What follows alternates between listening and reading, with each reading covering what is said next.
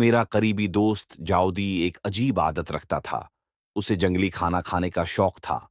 जितना खतरनाक उतना बेहतर। उसी शौक ने उसे बर्बाद कर दिया। एक दिन जाउदी गांव के पीछे की पहाड़ी की तरफ टहल रहा था।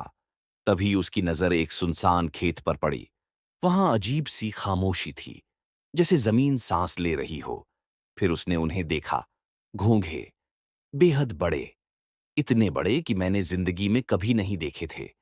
जाओदी खुशी से खेत में कूद पड़ा और घोंघे पकड़ने लगा। उसे भूख लगी थी तो वहीं आग जलाई और घोंघों को भून लिया। न ठीक से पके या नहीं, उसे कोई फर्क नहीं पड़ा। एक कौर लिया। कमाल का स्वाद, नरम मांस, लाजवाब। तभी एक बूढ़ी औरत पीछे से आई। इन घोंघों को मत खाओ, उसने कहा। यह खेत कभी कब्रिस्तान था। उसने बताया कि इस जमीन के नीचे लाशें दबी हैं। रात में यहां से रोने और फुसफुसाने की आवाजें आती हैं। ये जमीन मौत से झरीली हो चुकी है। जाउदी हंस पड़ा। क्या मैं 3 साल का बच्चा हूं?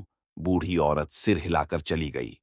उस दिन के बाद जाउदी रोज वहां जाने लगा। तले हुए घोंघे, उबले घोंघे, सूप, कभी दूध वाली चाय के साथ। 6 महीने बीत गए। फिर सिर दर्द शुरू हुआ। पहले हल्का था, फिर ऐसा लगा जैसे दिमाग के अंदर कुछ रेंग रहा हो। दर्द असहनीय हो गया। डॉक्टरों ने जांच की, कुछ नहीं निकला। उसे सिर्फ दर्द की दवा दी गई। दवा खाते ही आराम मिला।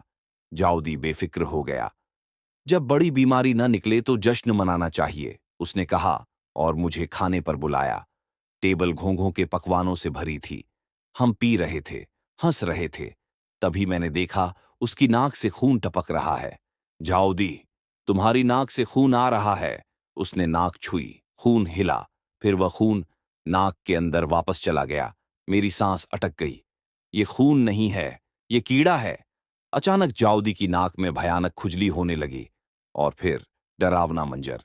कीड़े उसकी नाक से मशीन गन की तरह बाहर निकलने लगे। मैं वहीं उल्टी कर बैठा। जाउदी कांपने लगा। उसे चक्कर आया। तभी उसे 6 महीने पहले कही गई बूढ़ी औरत की बात याद आई। फिर उसका पेट जोर जोर से गरजने लगा। आवाज तेज होती गई। दर्द असहनीय हो गया। और तभी उसका पेट फट गया। अंदर से एक विशाल परजीवी बाहर निकला।